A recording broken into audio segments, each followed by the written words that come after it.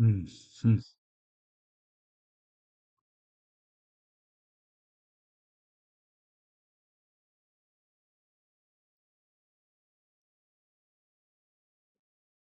자, 아침 일찍 다들 출발하셔가지고 지금까지 수업하시느라 고생 많죠. 이게 원래 수업이라는 게 참 따분하고 지루하고 그죠? 그렇습니다. 근데 이제 오늘 마지막 시간이죠.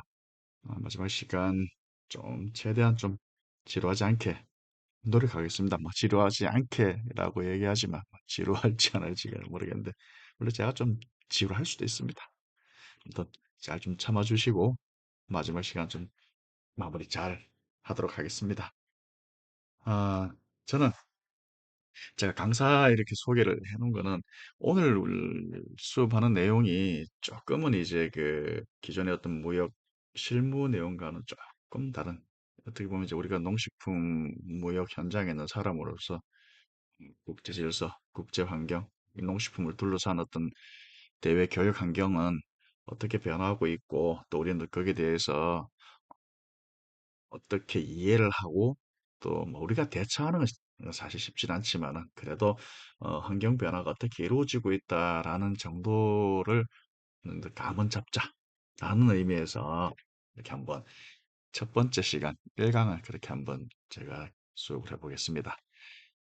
제가 이렇게 강사 소개한 거는 이제 제가 이런 이야기들 하려면은 그래도 저 사람이 그래도 이런 쪽의 내용을 좀 공부를 한 사람인지 아닌지 정도는 좀 되어져야지 또 들으시는 분도 좀 그래도 신뢰를 할 거 아닙니까? 그래서 제가 제 소개를 이렇게 좀 간략하게 했습니다. 주로 저는 이제 농식품 관련된 비관세 조치라든지 또는 뭐 FTA라든지 뭐 이런 그 관련해서 제가 좀 연구도 하고 논문도 쓰고 그랬고 뭐 실무서로서 또 뭐 실무서도 이렇게 썼는데 주로 이제 식약처 관련된 수익식품법과 또 그 저 표시 광고법 그 관련한 책을 썼고 또 농산물 쪽에서는 이제 수출입 실무서를 이렇게 그 썼습니다. 그리고 이제 주 이제 식품 관련한 그 강의 또 좀 하고 또 그 교육 콘텐츠 제작도 하고 뭐 주로 식약처 쪽과 그다음 작년에 이제 여기 농협경제지주 용역받아서 하고 있습니다.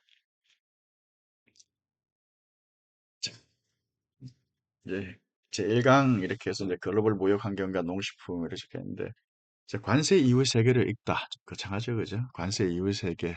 그러니까 뭐 있는가 봐요, 그죠? 관세 이후에 뭔가 어떤 다른 게 있나. 그죠? 지금 우리가 하고자 하는 이야기는 관세 말고 또 다른 영역의 그 어떤 무역 환경이 있다라는 그 이야기를 하기 위해서 제가 관세 이후의 세계를 읽다라고 했습니다.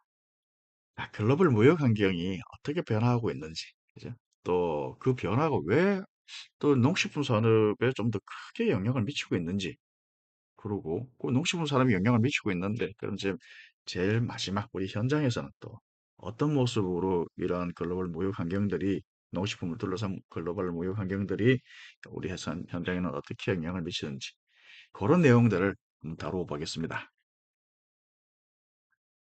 질문 하나 하죠. 요즘 국제 통상 환경 이랬을 때 제일 먼저 좀 떠오르는 단어, 사람, 뭐 있죠? 그죠? 그죠? 트럼프. 또 트럼프라 그러면 또 한 막무가내다, 지 맘대로다, 어, 막 개판이다, 그죠? 뭐 질서도 없고, 맞아요. 지금 우리가 보면은 질서가 없어요. 지금 어떤 무역 규범에 대해서. 그나마 식품 쪽을 덜 건드리는 이유는 걔네들이 자기들이 그 농산물 수출 대국이니까 뭐 압박할 게 없죠. 오래 사달라고 해야 되니까. 그죠? 그나마 그거는 좀 다행한 건데, 어떻게 보면 좀 비켜나 있으니까. 우리는 사실 또 농산물을 수출하는 나라는 거의 아니니까. 그나마 이제 식품 수출이 좀 요즘 많이 늘고 있지만, 주로 이제 가공식품류들이죠. 근데 가공식품류가 우리가 진짜 많이 수출하고 뭐 어마어마하면 미국에서 또 뭐 건드릴 수도 있겠지만, 그죠? 건드리려면 뭐가 가장 쉽겠습니까? 기준 규격이겠죠.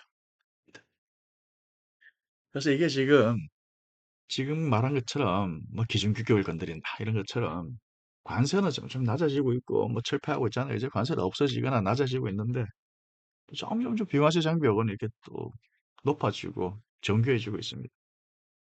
그래서 오늘 이 강의는 왜 농식품 무역이 점점점 더 어려지고 있는지, 그죠? 그 이면에는 뭐가 있는지 살펴보겠습니다. 자, 한국 농식품 산업 어디까지 왔는가? 어디까지 온 것 같아요? 많이 왔죠? 제가 사실 농식품하고 인연을 맺기 시작한 거는 97년도부터 제가 식품 관련된 무역업을 하고 무역 관련된 일을 하기 시작했었는데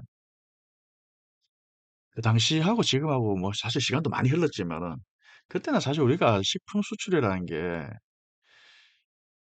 교민 시장 위주 정도밖에 없었죠. 잘 아시겠지만 여기 뭐그 희창이라든지 뭐 RNG라든지 이런 쪽에서 미국 그 교민들 대상으로는 지금 우리 여기 보면 아시아 마트 같은 건 마찬가지죠.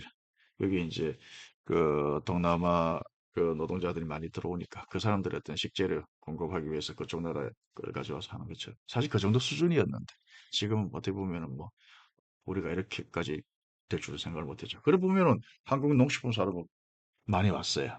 굉장히 그 괄목할 만큼 성장을 했다고 보면 되겠죠. 반면에 이제 또 농산물 쪽은 어쩔 수 없죠. 우리가 뭐 국토도 좁고. 근데 국토 좁은 걸 따지면 네덜란드도 마찬가지인데. 걔들도 농업 선진국인데.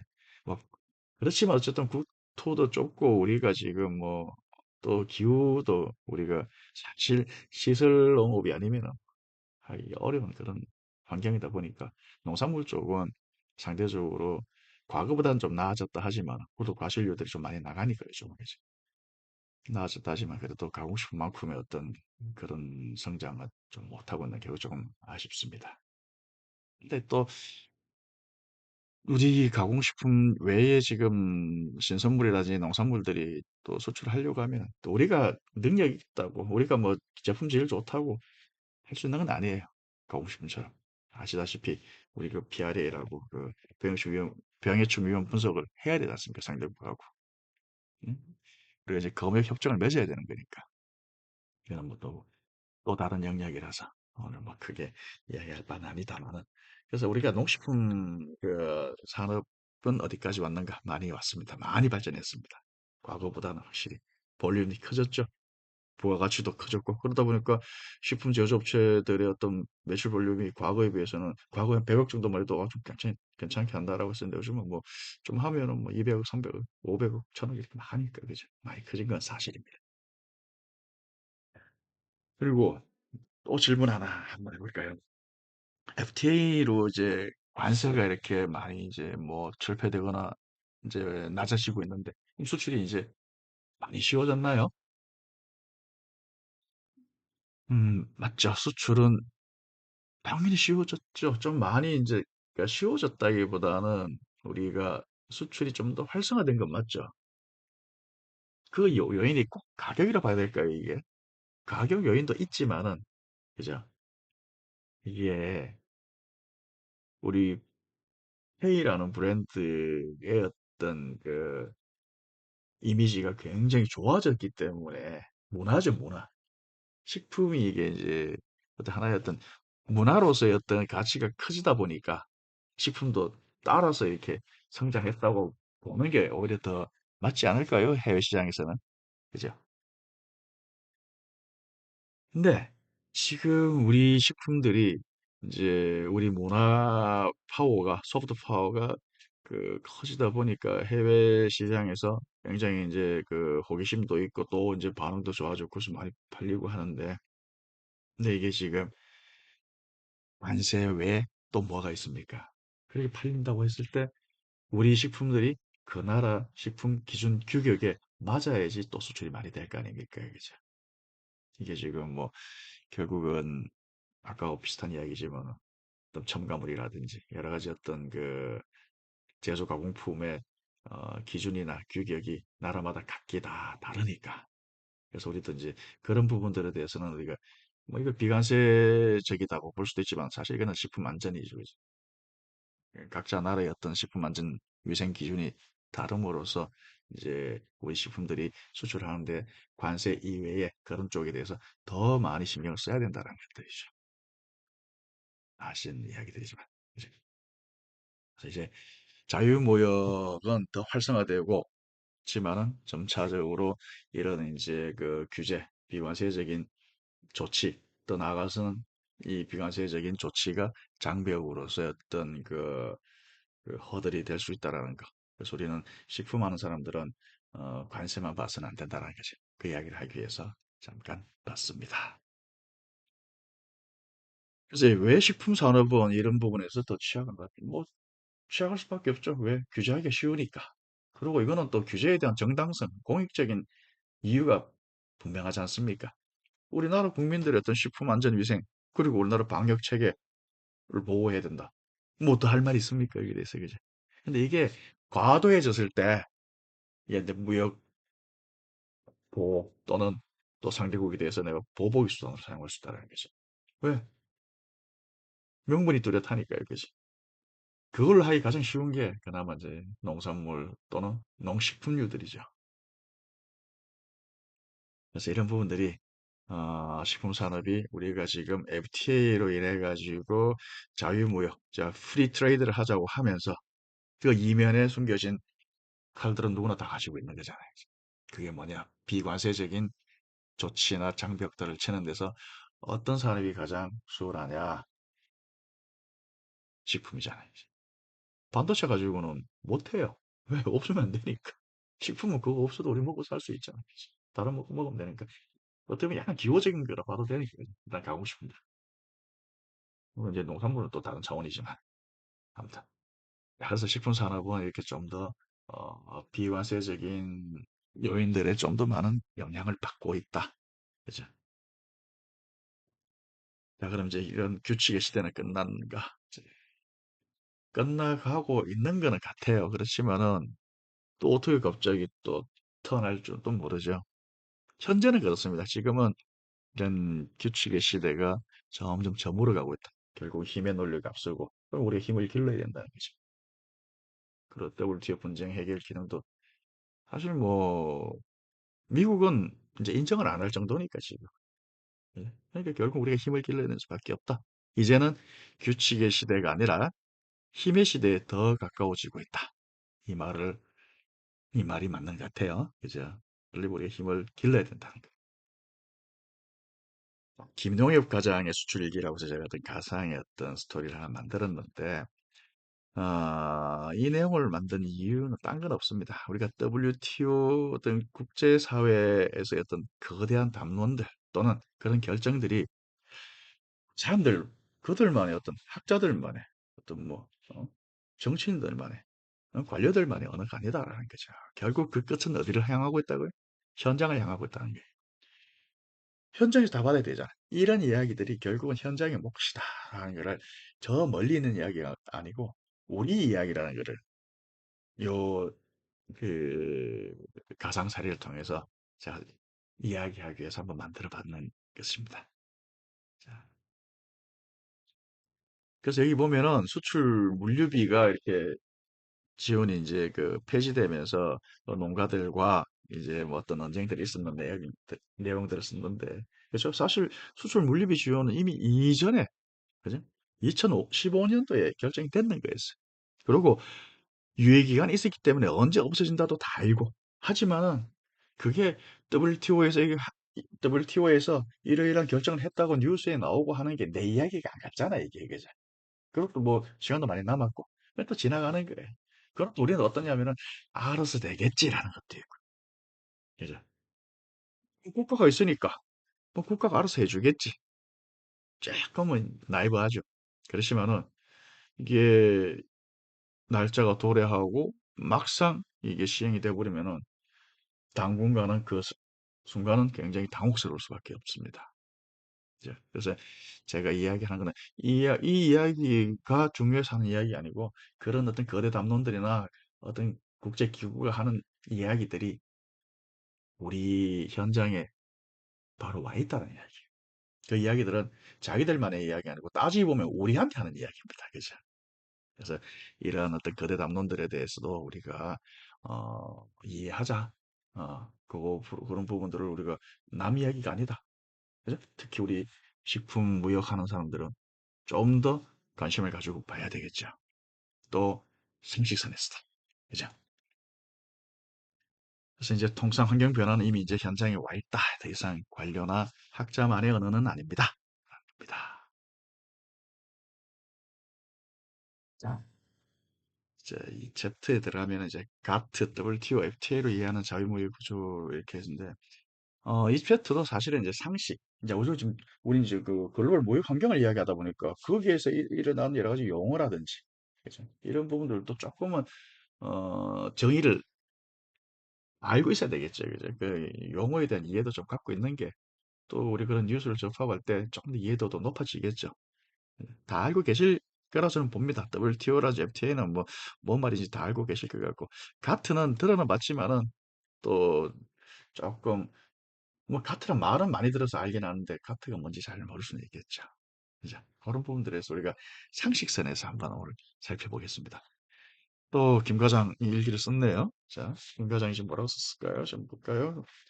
샤인머스켓을 수출했고, 아우 군수님하고 그 농업기술센터 소장님도 나오셔가지고 이렇게 축하도 다 하고 했는데 전 이제 FTA 이제 CO도 받아야 되고 근데 갑자기 생각이 나네요. FTA WTO 뭐지? 갑자기 헷갈리네. 이렇게 됐네요. 그죠? 자, 볼까요? 자, 가트와 WTO는 사실은 얘는 같은 거죠. 가트에서 WTO가 가트를 개성을 했으니까요. 그죠? 근데 이제 다른 거는 가트는 기구가 아니에요. 협정입니다. 여러 나라들이 모여가지고 전후에 47년도에 제네바에서 우리 몇 개국이 모여가지고 우리끼리는 어, 체국 대우를 하자, 자유무역을 하자 그런 취지로 이제 모여서 협정을 맺은 게 가트입니다. 근데 이게 점점 이제 참여 회원국이 많아지고 하면서 94년도에 자 그러면은 우리 이거를 국제 기구화하자라고 해서 95년도에 WTO라는 국제기구가 발족을 했고 가트의 정신과 대부분을 이제 개선을 했죠. 그래서 WTO와 가트는 동일한 선상에서 이어진 흐름이라 보시면 될 겁니다. 단지 이게 이제 협정에서 이제 어, 기구가 됐다라는 거. 그게 이제 좀 다른 거고 또 기구화가 되다 보니까 아무래도 이제 중앙에서 통제하는 부분들 이렇게 좀 많아지겠죠. 분쟁 해결 기구로서의 어떤 그 권한도 생기고 그래서 무역 분쟁 중재 해결도 하고 회원국들이 어떤 그 의무나 이런 부분들이 등하시 하는지도 감시하고 이제 그런 부분들이 이제 가트와 WTO. 그래서 우리는 요거는 상식적으로 좀 알아놓으시면은 나중에 술 한잔 하시면서 입 털기도 좋지 않습니까? 그다음 WTO와 FTA는 또 뭐가 다른가? 사실 FTA는 WTO 체제 안에서 166개국이나 있는 기구 안에 회원국들이 다 만족스럽게 할 수는 없죠. 그죠? 그러다 보니까 우리 옆 나라 또는 저 먼 나라 저쪽에 있는 자원과 우리가 갖고 있는 첨단 기술을 뭔가 좀 상호 교류를 하면 상호 혜택을 주면서 우리가 부족한 부분 좀 채워갈 수 있는 거. 근데 다른 나라들하고는 사실 관계가 없는 것들이고 저 나라하고 내하고는 아마 협정을 맺어가지고 우리끼리 좀 더 그 많은 자유도를 준다면 더 좋을 것 같다 해서 우리 서로 상호 보완하기 위해서 WTO 회원국들 내에서 협정을 맺은 게 FTA죠. 자유무역 협정입니다. 말 그대로 자유의 자유, 프리, 그죠? 규제는 없어요. 그죠? 자유무역 협정. 가능한 규제를 없애라는 이야기니까.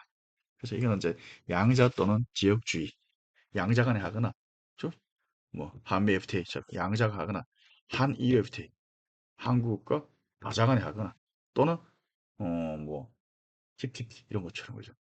환태평양, 이런 식으로. 전체는 지역으로 한다든지. 이제 이렇게, 뭐, 규정된 건 없습니다. 그죠? 규정된 거 없습니다. 그래서 이제 이거는 특정 국가 지역 간 협정.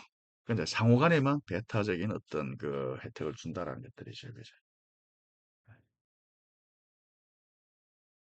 WTO와 또 다른 거는 이제 모든 회원국에 동일한 혜택을 제공하는 게 WTO인데 여기에서 지금 이제 비거덕한 거죠. 안 맞는 경우도 굉장히 많으니까. 그리고 FTA는 존재하는 모든 무역 장벽을 제거하자는 게 목표고. 이렇게 되니까 이제 뭡니까? 아까 이야기했던 역설이 나오죠. 야, 존재하는 모든 걸 다 제거해버리면 우린 다 빨고 먹고 있는데 나중에 네 배신하면 어떡해? 네가 나 때리면 어떡해? 되는 것들이지. 이제 그러기 위해서 뭔가 조정을 할 수 있는 게 필요한 게 아유 관세 외적인 걸로 뭔가 좀 할 수 있을 게 없을까 한 게 비관세적인 조치들이 많이 나오기 시작한 거죠. 그게 가장 쉽게 발동되는 게 식품유들이고. 자, 과거 19년도 농림수산물 FTA 활용률을 이제 뜬금없이 썼는데 이건 뭐냐면 이제 요걸 하면서 이거는 제가 그냥 한번 갖고 와봤습니다. 이게 제가 여기 20년도인데 19년도 논문에서 제가 인용했는데 어, 그 당시만 해도 농림수산물 FTA 수출 활용률 굉장히 낮았습니다. 그죠? 58%, 60%치 안 됐어요. 근데 이게 낮았다는 게 산업 평균을 보니까 그건 뭐 70% 훌 넘어가 버렸는데. 그래서 우리가 수출 쪽에서는 적자다. 자, 수입 어떻게 돼? 91%. 그건 적자다. 수입은 활용을 많이 하는데 수출을 별로 못했다. 여러 가지 요인이 있겠죠. 저는 그때 당시에 요인을 몇 가지로 봤는데 하나는 첫 번째, 교육이 잘 안 됐다는 거예요. 이게. 왜냐면은 우리나라는 그 농산물하고 가공식품을 봤을 때 수출이 농산물이 많지가 않습니다. 그죠? 그나마 수출하는 게 가공식품류가 좀 많은데 가공식품류는 원산지 판정을 해야 되지 않습니까? 부가가치 기준이든 세번 변경 기준이든. 그러려면 지금 우리 가공식품류들이 밀가루도 다 100%다 수입이지 않습니까?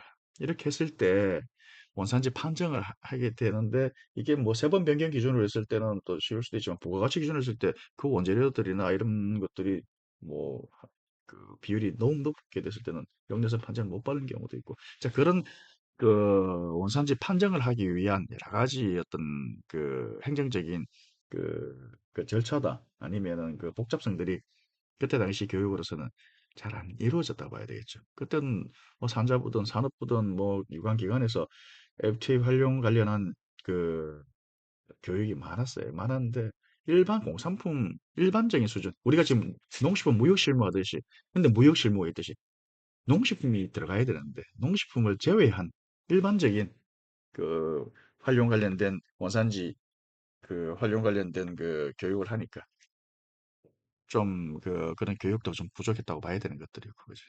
그 다음에 수출 활용률은 왜 이렇게 높은가?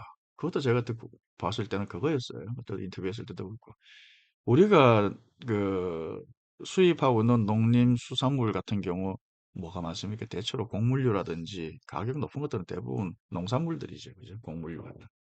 이 같은 경우는 원산지 판정 기준이 완전 생산 기준이지 않습니까? 이거는 뭐 부가가치니 뭐 세번 변경 기준인 게 없어요. 그죠? 쉽잖아요, 이거. 그러니까 이거는 수입해 들어오는 게 당연히 그 나라 원산지니까 활용하기가 수월하죠. 그죠?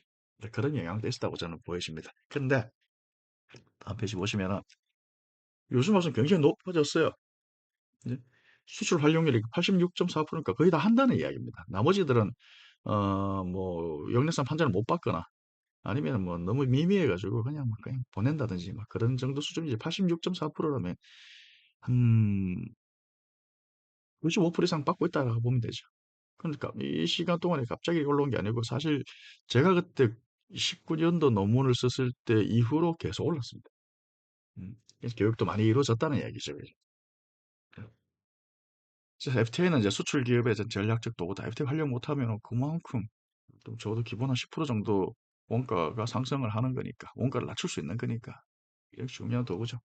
음. 자, 이제 비관세 장벽에 대한 이야기들이 나오는데 자, 비관세 장벽은 어떻게 작동하는가? SPS와 TBT가 현장이죠. 자, 우리 SPS, TBT란 말은 이제 뭐 언론을 통하거나 아니면 가끔 뭐 농업 관련된 뭐 칼럼 같은 데서 좀 봤을 겁니다. 자, 우리가 비관세 조치와 비관세 장벽도 우리가 좀 구분도 좀 해봐야 되고 그죠? 좀 구분 없이 쓰기도 하는데 사실 거의 유사하게 쓰고 있습니다. 그 말들은. 그러면은 우리가 보시죠. 비관세 조치 이렇게 나오지. 그래서 이제 measures, non-tariff measures, 이제 비관세 조치와 비관세 장벽 지금 뭐가 다른지 일단 구분부터 이제 정의부터 먼저 한번 살펴보겠습니다. 자, 비관세 조치를 했을 때는 우리가 관세를 제외하고 이제 국가 간 거래에 영향을 미치는 모든 정책적 조치다. 그죠? 일단 다 포함된다는 이야기죠. 또 비관세 조치를 한 이유는 자국 산업 보호를 위해서. 그리고 또 여기서는 비관세 장벽의 상위 개념으로 통용된다. 이렇게 했네요. 그죠? 그러면 우리가 뭡니까? 통상적으로 비관세 장벽은 비관세 조치 안에 있는 내용들이구나 이렇게 생각하시면 되겠죠. 또 WTO에서는 비관세 조치를 허용을 하고 있습니다. 왜? 공익적인. 그죠? 근데 이 공익적이지 않다고 판정되면 얘는 어떻게 됩니까? 불공정 무역이 될 것이고, 비관세 장벽으로 이거 인정이 되겠죠. 네? 특히 이제 농식품 분야는 자국 농업 보호, 국민의 식품 안전과 위생, 그리고 국가 방역 체계 보호가 목적이죠. 그러니까 비관세 조치라는 것은 국가의 어떤 그 주권의 문제로서 이 부분은 국가가 충분히 그 조치를 내릴 수도 있고, 근데 그 조치가 외줄타기예요. 이쪽으로 가면은 장벽이 될 수 있고, 이쪽으로 가면 조치가 될 수 있고, 또는 뭐 때리는 사람은 조치일 것이고, 맞는 사람은 장벽이라고 생각할 수도 있을 것이고, 정말 어렵죠. 헷갈리죠. 자, 그래서 이제 비관세 조치는 이런 거고, 장벽은 대충 뭐다? 이제 이해되시겠죠? 자, 농식품 분야의 비관세 조치들 어떤 게 있는가? 자국 농업 및 식품 산업 보호가 목적이다. 그죠? 그리고 식품 안전성 확보가 목적이고, 국가 방역 체계, 그죠? 이 방역이란 국가 어떤 생태계의 문제죠. 그리고 점차 증가되는 추세에 있다. 그리고 SPS 활용 빈도가 TBT에 비해서 좀 더 높다. 그냥 쉬우니까, 이거는. 자, 그러면은 장병은 또 뭐냐? 비관세 조치의 보호무역 수단하다. 이렇게 되어 있는 거죠. 그죠? 비관세 조치를 우리가 좀 더 강화한다든지 아니면 우리가 상식선에서 봤을 때 또는 제3자가 봤을 때, 야, 저거는 좀 너무한 거 아닌가? 아, 이제 그런 느낌이에요. 사실 굉장히 규명하기가 쉽지가 않습니다. 주로 이제 보호무역 조치 또는 무역보호원의 수단으로 전용될 수 있다. 근데 이걸 어떤 막을 수 있는 방법들 또는 이게 우리가 WTO에 갔을 때 여기에 대해서 우리가 가해자일 수도 있고, 우리가 이제 조치를 했는 나라일 수도 있고, 또는 우리가 피해자일 수도 있고, 그랬을 때 중요한 것은 과학적 근거가 중요합니다. 그죠? 증명을 해내야 된다는 거죠. 이러이러한 조치를 하게 된 이유. 그 다음, 힘이죠. 국제 협력을 통한 해결 모색인데, 결국 힘이죠. 보면은, NTM이, 이제 NTB는, 이제 barriers, 자, 이 장벽은 조치 안에 포함되는 그런 어떤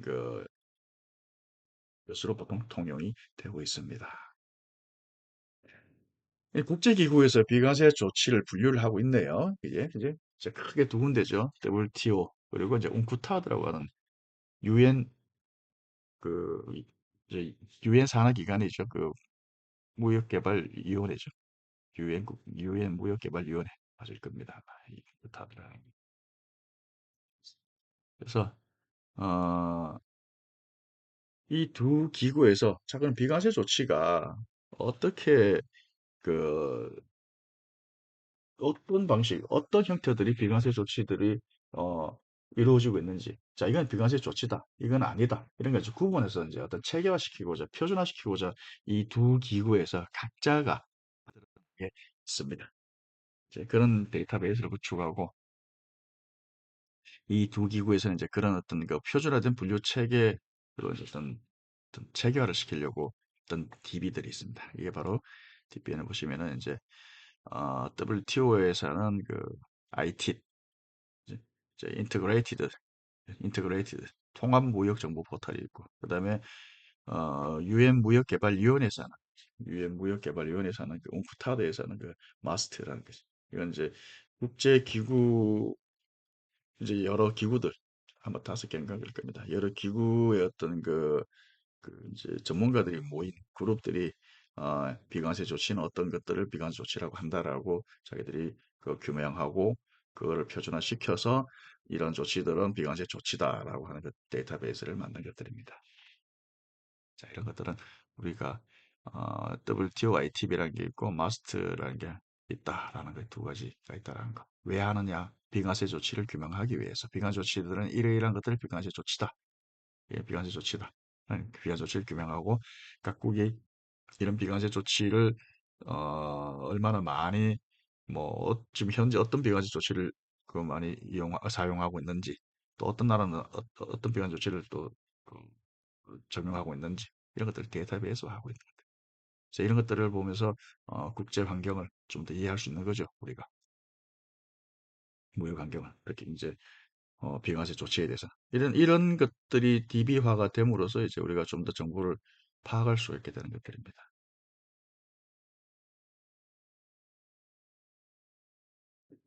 자, WTO의 IT, 통합무역정보 포털에서는 비과세 조치를 이렇게 분류를 하고 있네요. 그죠? 기술적 조치로서 우리가 가장 흔하게 보는 SPS하고 TBT. 그 무역 방어 조치로서는 뭐 반등핑 관세, 상계 관세, 긴급 수입 제한 조치 같은 것들도 무역 방어 조치라고 보거든요. 그죠? 그 농업협정 관련 조치라는 것들, 수출 보조금 여기 관련돼 있네요. 그죠? 이것도 비과세 조치라고 볼 수 있는 거죠. 수출 보조금. 수출 보조금을 많이 주면 그만큼 그 상대국은 불리해 줄 수, 다른 나라든지 불리하죠. 수출 보조 많이 주면은 그 나라는 유리하죠. 그래서 이 같은 경우 WTO에서 제재를 하죠. 이런 부분. 과하게 줬을 때. 그리고 기타 조치, 수량 제한, 구병물 기업 뭐 이런 것들이 있습니다. 그래서 여기서 우리가 식품 쪽에서는 가장 많이 접하는 게 SP에서 TBT죠. 그 다음에 이제 우크타드의 머스트도 유사합니다. 한번 쭉 읽어보시면 됩니다. 여기서는 기술적 조치에서 이제 SPS하고 TBT 말고 선적전 검사와 그의 절차, 프리시먼트 이런 부분들도 이거는 이제 물류 관련된 것들이네, 그죠? 음. 자, SPS는 그럼 어떤 것들이 있습니까? SPS라는 것은 인간, 동물 및 식물의 생명과 건강 보호를 위한 조치다. 그죠? 야생 동식물뿐만 아니라 산림 및 야생식물의 건강을 보호하기 위한 조치가 포함되어 있다. 왜냐하면 지구는 사람만 사는 게 아니니까 모든 생태계가 연결돼 있으니까 인간의 어떤 그 위협은 인간에 대한 위협은 결국은 그 야생 동식물로 인해서 인간의 위협이 오기도 하고 그죠? 서로서로는 다 유기적으로 그래서 이런 동식물 위생 검역 협정 조치에서는 야생 동식물뿐만 아니라 산림 및 야생 식물의 건강 보호하기 위한 조치까지 포함되어 있습니다. 어떻게 보면 신선 농산물 수출의 최대 장벽이 될 수 있죠. TBT 조치는 사실 이거는 우리가 농식품을 한 사람으로서 가장 쉽게 접하는 거는 라벨링이라고 보면 되겠죠. 이제 SPS를 제외한 기술 규제, 기술 규정, 표준 적합성 평가 절차에 관한 조치다. 그죠? 영어 기호, 제품 규격, 포장에 대해서도 그죠. 요즘 뭐 EU 같은 경우도 이제 그 포장지에 사용되는 그 화학 원료들도 많이 이제 규제를 하기 시작했죠. 그죠? 이런 것들도 TBT라고 볼 수 있겠습니다. 자, 농식품 수출은 관세가 아니라 규제를 이해하는 게임이다. 농식품 수출은 관세 이외에 다른 세상이 더 있다라는 게, 김과장이 또, 뭐, 일기를 하나 썼네요. 이제, 이거는 사실, 작년도에 제가 그, 경험했던 이야기고, 일부 이제 뭐 조금 그 각색했던 건데, 대만 사례는 맞습니다. 이 내용은 작년에 제가 그, 컨설팅 하면서 경험했던 내용입니다. 자, 규제냐, 장벽이냐. 합법적 규제도 순간 장벽이 됩니다라고 적혔는데 우리가 이제 사례로 오는 비관 장벽을 보시면은 명칭 규제, 참 식품 안전 규제 쭉 여러 가지가 있는데 이거 보면 참 처절해요. 어떻게 보면 참 웃기고 참 유치하고 참 미국이 베트남과 했던 catfish 그러니까 이제 그 메기 분쟁인데 미국이 메기 생산자 협회가 베트남산 메기가 엄청나게 들어오니까 그때 당시 2000년대 초에 이제 양국 간의 어떤 그 관련된 협정을 맺으면서 베트남산 그 양식 메기가 엄청나게 들어오니까 도저히 그 미국 그 메기 생산자들이 경쟁이 안 되다. 그러니까 이제 이 부분을 미국 정부 당국에다가 어떻게 좀 쉽게 말해서 개인이 넣을 수 있는 방법이 없을까 그죠? 하니까 이제 야 그러면은 베트남에서 들어오는 메기는 catfish라고 하지 마. 미국 사람들 자기도 쓰는 말이지 catfish니까. 그게 이제 예를 들어 맥이라 하지 마. 너 나라 쓰는 말 써. 말도 안 되는 소리죠. 미국 소비층이 미국 사람들인데 미국 사람들이 모르는 생선 이름 적혀 있으면 그 내가 맥이 사러 갔지 catfish 사러 갔지 뭐 그래서 예를 들어 뭐 바사, 트라 이런 뭐지 그러죠. 맥이처럼 생겼는데 이건 뭐 트라랑 피쉬네 맥이 아니네. 그 옆에 catfish가 이거 맥이가 여기 있네. 비쌀 거 아닙니까? 말도 안 되는 거죠. 참 이런 유치하면서도 어? 참 거절한 무역 장벽이죠. 이게. 비관세 장벽이죠. 이런 사례들도 있어요. 그죠? 근데 이게 미국만 있느냐? 아니에요. 독일 소세지. 자기 나라에서 생산되는 특정 성분이 없으면 쓰지 말라는 거예요. 소세지란 말 쓰지 마. 이 명칭 규제에 전부 다. 그죠? 이태리도 마찬가지고. 자국산 밀 사용 안 하면은 파스타 이름 쓰지 마. 그죠? 이런 것들이 라벨링 명칭 규제를 통한 시장 차단, 그죠? 이런 명칭 규제를 우리는 이제 TBT 기반 시장 배경이라고 할 수 있겠죠. 그다음에 또 이런 사례도 있네요. 그때 이제 EC라고 했었는데, 그지? 그때 이제 유럽 연합이고 유럽 공동체이지. 이제 유럽과 미국, 캐나다 호르몬 처리 소국인데, 호르몬 처리를 했는 것에 대해서 EU에서는 뭔가 깨름직하니까, 야, 이거 수입하지 마. 이렇게 이제 수입 금지를 내려버렸어요. 그러니까 상대국에서는, 야, 몸에 나쁜 것도 없는데 왜 하지 마라 그래? 이건 안 된다. 이거는 불공정 무역이다. 그래서 이제 부당하니까 WTO 제소해버렸죠. 그럼 미국 이제 제소하니까 WTO에서는 아까 이야기했듯이 입증해야 돼요. 뭐 우리가 그냥 생각했을 때, 인식했을 때 호르몬 처리했으니까 뭔가 찝찝하니까 우리 안 사겠어. 그거 아니고 호르몬을 처리하고 난 다음에 뭐 우리 사람들에게 어떤 문제가 있는지, 어떤 뭔가 뭐 부적합한 게 있는지 규명을 해야 되는데 못했다라는 거죠. 못하니까 야, 뭐 유럽 너 잘못했어. 패소해버린 거예요 그때. 그래서 미국은 이제 그 승소를 했죠. 그렇다고 해서 EU 입장에서는 그것도 받아들이지 않았어요. 또 막아버렸어요 그거를. 그럼 또 미국은 또 거기에 대해 또 다른 걸로 또 보복을 했고 결국 한 10년 정도 끌다가 나중에 이제 합의를 하고 했었는데 지금 이런 경우도 충분히 양국의 그걸 다 이해가 가능하지 않은 건 아니죠. 예, 그죠? 자국 국민들 어떤 그 위생 안전 국가가 책임지고 있는 거니까 호르몬 처리했다는 거 뭔가 집중하니까 막아버린 건데, 그죠? 그러니까 사실 유럽에서도 이런 부분들을 과학적인 규명을 못했다는 거는 이제 뭐 정부 책임일 수도 있지만 그때 당시에 어떤 수준으로서 과학적 수준으로서 우리 그 규명이 안 될 수도 있겠죠, 그죠? 그냥 참 어려운 것들입니다. 자, 이거는 어느 하나 일방이라고 보기엔 조금 어려운 내용이에요. 그죠? 앞에 것처럼 뭐 이름 막 마음대로 막 지들끼리 쓰지 마 하는 거 좀 다르죠. 또 GMO도 마찬가지네요. 그죠? 지금 요즘 이제 뭐 우리도 지금 지금 그 며칠 전에 27일 날 그 GMO 완전 표시제가 이제 올 12월 31일부터 이제 뭐 간장부터 한다고 그 행정 예고됐더라고 그죠? 그러고 또 내년부터는 이제 뭐 전분당이든 뭐 다른 분모까지 이제 확산을 하는 모양이던데 사실 GMO도 마찬가지입니다. 이게 우리가 이제 GMO로 승인된 그, 그 곡물들이 있죠. 그 7가지인가 뭐 몇 가지 있지 않습니까? 그죠? 그 외에는 이제 GMO를 못 쓰게 되는데 그 GMO를 쓰는 작물들 그 원료로 사용했는 그 식품들 같은 경우 이제 그 표시를 이제 전면적으로 다 해라는 거죠. 우리가 지금 그죠? 우리도 지금 그렇게 하고 있는데 이게 우리보다 그 앞에 제가 정확한 날짜는 어째 뭐 그건 모르겠는데 이제 이유하고 이미 벌써 이제 이 부분들에 대해서 이번 시끄러서 미국하고 아르헨티나가 이제 그 해당국에서 이제 GMO 작물에 대해서 이제 EU에서는 그 표시를 정확하게 해라. 사전 승인을 받으라. 표시 정확하게 해라. 지금처럼 우리처럼 지금 이제 우리도 이제 하고 있는 것처럼 완전 표시를 해라든지 엄격하게 해버리죠. 그러니까 수입국에서는 이제 그렇게 나오니까 수출국에서는 야 이건 그렇게 써버리면 우리 어떻게 파냐 사람들한테. 참 그것도 웃긴 이야기지. 그래도 사 먹을 사람 사 먹게 해야 되나. 근데 어떻게 파냐? 숨기고 파나? 그것도 아니죠.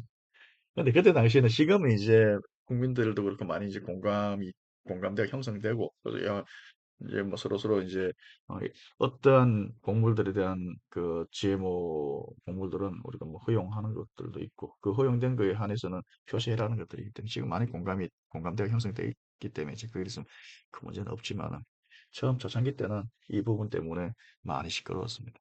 이것도 이제 어, 비과세 장벽이라고 할 수 있겠죠. 네. 작년에 우리도 이 부분 때문에 식품 제조사들이든 뭐 식품업체들하고 또 연구자들, 대학 교수들하고 여러 번 공청회도 많이 하고 정부 기관하고 그죠 많이 했죠. 그래서 뭐 이 보면은 또 아시죠? 이게 뭐 어떤 대학 교수들 그룹에서는 이제 또 식품업계 쪽에 서서 있든지 대변도 하기도 하고. 음, 어쨌든 뭐 사회는 진전합니다. 흘러가고 있습니다. 막는다고 해서 되는 것도 아니고. 어쨌든 이런 게 이제 되면은 당연히 또 항상 그렇죠. 한쪽이 아 하면 여기서 하고 할 수밖에 없으니까. 그래서 GM 작물에 대해서 그 GM 작물을 사용한 원료에 대해서는 표시라지 이런 부분들은 어쨌든 명분이 어느 쪽이 큽니까? 국민 식생활 안전 위생, 그죠? 국민 식생활 알 권리 이게 더 크죠. 식품 제조업체들이 경영을 좀 더 잘하고 이익을 많이 내고 하는 것도 중요하지만, 그죠? 그 부분도 굉장히 크니까 쉽지가 않아요, 그죠? 자, 한국에서도 보면 참 재밌는 일들이 많죠. 한국에서는 수입 소고기 저녁 판매 좀 판매리에서 못 팔겠죠, 옛날에. 근데 당연히 WTO에서 이거는 차별이다, 당연하죠. 내국민 대우 원칙 위반. 예.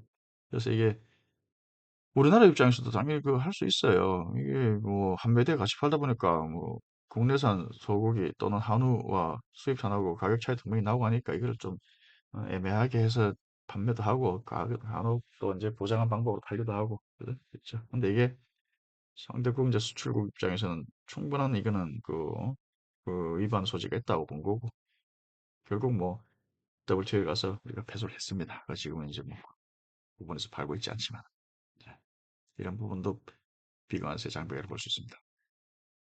아까 소고기는 좀 어느 정도 우리도 뭐 명분이 있는데 생수 이거는 말도 안 되는 소리죠. 유통기한을 6개월로 해버리라는 수입하지 말라는 이야기죠. 이거는. 이게 사실 88년도 올림픽하고 그 무렵에 이제 외국 손님들도 오고 하니까 우리 그때 당시만 해도 우리나라 환경이 이렇게 수질 환경도 그렇게 좋지 않을 때잖아요. 그때. 그러다 보니까 좀 그 생수라든지 이런 부분들을 좀그 한시적으로 수입하고 또는 뭐 생산하고 이걸 이제 또 판매 허용을 했었는데 올림픽 끝나고 난 다음에는 야 밥도 이제 겨우 밥 먹고 사는 나라에서만 물을 사 먹어 해서 또 이제 이거는 뭐 위화감 조성이라든지 이런 걸 해가지고 그 보건복지부에서 이걸 이제 고시로 판매 금지를 해버린 거예요. 그러다 보니까 95년도 때 이게 또 대법원에서 어 보건복지부 그 고시가 이거는 그 위법하다. 이거는 뭐 효과가 이거는 뭐 무효다라고 이제 판정을 내리고 또 헌재에서도 마찬가지죠. 헌재에서도 이거는 국민 기본권 침해로 이건 이제 예, 위헌 판결 내려버려가지고 그 이후로 이제 생수를 이제 판매하게 됐죠. 또 생수를 판매하니까 또 수입 생수가 또 들어오겠죠. 들어오는데 우리나라 또 생수자들을 야 저 좀 막자 저거 하니까 국가에서 저거 6개월 해. 그러니까 6개월 하니까 이게 됩니까 이게 쉽게 비행기를 갖고 와도 6개월 안 되는데 유통기한 6개월 나보다 잘 안 사 먹는데 그죠? 예, 말도 안 되는 소리지. 결국 이것도 마찬가지로 WTO에서 그 패소하고 그죠? 자, 공익과 보호무역은 동전 양면과 같다. 그죠? 참 애매합니다. 자, 그다음 식문화 차이가 맞는 보이지 않는 무역 장벽. 야, 우리는 지금 이제 FTA 이야기를 하는데 그리고 또 비과세 장벽도 얘기를 하고 있습니다. 근데 이거는 장벽도 아니에요, 식문화 차이는. 이거는 뭐 WTO든 뭐 구타드든 그 비과세 조치에서 이런 내용은 들어가지도 않습니다. 이거는 문화에 대한 이야기니까. 우리는 저거 음식 같지 않은데라고 해버리니까. 정말 이거는 어떻게 보면은 어려운 거예요, 그죠? 다쳤을 때 방법도 없어요, 이런 거. 무조건 하고 해결 못하면 버려야 되는 거죠. 자, 그럼 이런 당무기한 정말 당사자 입장에서는 무시무시한 사건들이 많았는데 한번 살펴보겠습니다. 자, 이런 그 식문화차로 나타나는 어떤 무역 장벽은 정말 이거는 왜 무서우냐면 닥쳐서 터져야 그죠? 알구나 하는 거니까. 왜? 통관 단계에서 이루어지는 거잖아요. 예, 예상이 안 되는 거잖아요. 준비 안 되잖아요, 이게. 그래서 이게 통관 단계에서 문제가 생겨버렸기 때문에 그 통관 담당자들과의 어떤 협상에서 우리가 그 설득이 안 돼버리면 다 버려야 되는 거예요. 반송 아니면 대기죠. 무시무시하죠. 그러면 우리 떡 사례 한번 볼까요? 떡. 이게 아마 한 십수년 전, 20년 전, 20년까지는 아니고 한 십몇 년, 한 십수년 전인데 어떤 이제 가래떡을 이제 진공 포장해서 이제 유럽에 수출을 했는데 세관원이 이거 음식 아니라는 거지. 근데 이빨을 물었을 때 이빨 깨질 것 같은데 이걸 어떻게 먹냐는 거지. 근데 이걸 조리해서 먹자. 그래도 그런 내용이지. 뭐 이걸 어떻게 조리해서 먹지? 조리한다는 그에 대한 개념이 없었어요. 그렇죠. 그래서 애들은 이거 식품이 아니고 장식품이다. 이제 이렇게 버리니까. 이 설명을 어떻게 해야 됩니까? 아, 우리는 먹는 거잖아. 이렇게밖에 못 하는 거예요. 그지? 그때 당시 이제 뭐 유럽에서는 이제 걔네들 그 분류책에서는 뭐 안 돼, 이거는. 쌀이라 그러면 이제 빵이나 과자예요. 응? 만들 때 사용하는 거고. 그죠? 거기 또 이제 유럽 식약청, 그러니까 이제 식품안전청에서는 이제 떡 같은 이런 그 기준도 없어요. 또 떡을 또 이렇게 과일 조리해서 먹는 쌀을 가지고 떡처럼 만들어가지고 그걸 다시 또 과일에서 먹는다라는 거. 그런 기준도 없었고. 이제 그러니까 뭐 모르겠다는 거예요. 그냥 가져가라, 버려라 이런 말이지. 자, 떡이 식품이라는 점을 이제 입증을 해야 되는데, 이제 떡이 식품 입증을 해야 되는데, 야 이거 우리 그 전통 음식이라고 이렇게 이제 주장을 하면은 받아는 덜어는 주겠죠. 받아준다는 게 아니고. 그래요. 너희들은 그렇게 또 먹는구나. 신기하네. 라고는 할 수 있겠죠. 근데, 어, 공무원 입장에서 자기가, 그래, 할 수 있지만 또 다른 사람도 어떻게 설득할 겁니까? 그죠? 결국은 중요한 거는 전통보다는 과학적 근거를 제시하는 게 되겠죠. 그래서 이제 많은 노력을 했겠죠. 그때 당시에 이제 뭐, 여기 적힌 대로, 살균도 하고, 뭐, 포장도 이렇게 하고, 이제 그러던 과학적 데이터를 제시하고 하면서 문화적 배경을 이제 어떤 이런 그 얘기를 하고, 그 다음에 또 어떤 과학적 근거 데이터도 제시를 하고, 그럼으로써 이제 떡이 인정을 받게 됐다는 거예요. 그래서 이제 과일 조리용 쌀 가공품으로 이제 신규 편입이 됐습니다. 이때 당시 이제 한국 식약처라든지 AT라든지 굉장히 그 노력을 많이 했다고 제가 들었습니다. 이게 이 어떤 문화라는 게 우리 식품에서 어떤 우리만이 먹는 음식들 이게 지금 이제 세계화가 되려면은 이 세계화가 되는 과정이 지금처럼 우리 문화가 굉장히 융성하지 않습니까? 이렇게 많이 퍼져나가고 한국 문화에 대해서 관심도 많고 하면 쉽겠죠, 이런 것들. 그렇지 않은 시절에는 아무래도 설득하기가 쉽지가 않겠죠, 여러분. 처음 본 거니까. 그죠? 그래서 이제 이 사례가 남기다 이미 이렇게인데 사실 식문화 차이도 논리와 과학적 근거를 이해시키면 장벽이 아닌 기준이 된다. 이런 말씀인데, 전 제가 봤을 때 이거는 한국의 소프트 파워, 그 나라의 소프트 파워가 커지면은 이런 문제가 좀 덜할 것이고, 어, 주변 국가로서 그렇게 알려지지 않은 참 슬프지만은 그런 국력이라 그러면은 참 어렵겠죠, 이런 게. 그건 줄도 나라가 잘 돼야지 음식도 더 잘 팔린다. 그죠? 음. 또 장류, 곰팡이 규제 좀 있는데 이것도 마찬가지입니다. 우리는 뭐 발효시키는 것들, 된장, 고추장 이런 장류들을 이제 유익균이라 봐서 우리는 이제 건강식으로 먹고 하는데 걔네들 입장에서는 이 곰팡이 이거는 음, 이해를 못하는 거죠. 뭐 자기들도 곰팡이가 있다. 자기들도 뭐 발효 음식들 있지 않습니까? 요구르트도 그렇고 그죠. 그런데 우리는 또 그렇죠. 우리 문화를 이해를 못하고 우리 문화에 대한 우리 문화를 선진적으로 못 보니까 우리 문화에 대한 어떤 그 경외심이 없다 보니까 우리 음식까지도 뭐 천하게 보는 거예요. 그죠? 그 냄새를 아주 싫어하고. 그죠? 우리가 지금 아주 이제 뭐 한국 문화가 이렇게 막 어, 열광적으로 각광을 받고 하니까 요즘 뭐 된장 고추장 냄새 다 좋아하잖아 지금. 그죠? 아주 드라마틱해요 지금 변화가. 그리고 뭐 고추장도 걔네들 이제 코덱스에 자기들 그 분류가 없다고 이걸 뭐 칠리 소스라고 그랬었는데 지금은 고추장이라고 몰명사로 쓰고 있습니다. 지금. 그리고 고추장에서 나온 단맛 나는 것도 걔들 인공 첨가물인가 해가지고 그거 규명해라고 막 했었단 말이에요. 그치? 근데 그건 우리 그 발효 과정에서 나오는 그 단맛인데. 그래서 이런 식문화 차이를 해가지고 이런 그 부조리한 또는 불합리한 또는 그 부당한 대우를 많이 받았던 것들인데 이런 것들은 우리가 이제 앞으로 우리가 그 우리 식문화에 대해서 뭐 여러 방식으로 국가기관이 됐든 정부기관이 됐든 또는 또 뭐 요즘 뭐 K K-팝이라든지 또 K 영화라든지 뭐 드라마든지 이런 걸 통해 가지고 많이 이제 확산되고 하니까 이제는 이런 오해는 거의 없어졌다고 했죠. 예. 그리고 또 매운맛 얼마 전이죠. 덴마크에서 우리나라 불닭볶음면 시리즈 세 종류 다 리콜해 버렸죠. 이거는 뭐 위험하다는 거지. 특히 아이들한테는. 예. 그나마 이제 한국 식약처하고 이제 삼양식품에서 이제 이 과학적 근거를 제시하고 함으로써 이제 뭐 리콜 한 한두 달 사이에 이제 다시 이제 풀어주고 이제 해제를 했지만 그래서 이제 한국에서 이렇게 되게 맛있게 먹는 매운맛도 뭐 상대국에서는 이거 못 먹는 맛이다 할 수 있는 것들이죠. 이런 것들이 이제 결국은 이제 그 식문화의 차이다. 식문화의 차이는 관세도 아니고 비관세도 아니고 식문화 장벽이라고 보면 되겠다. 그죠? 네.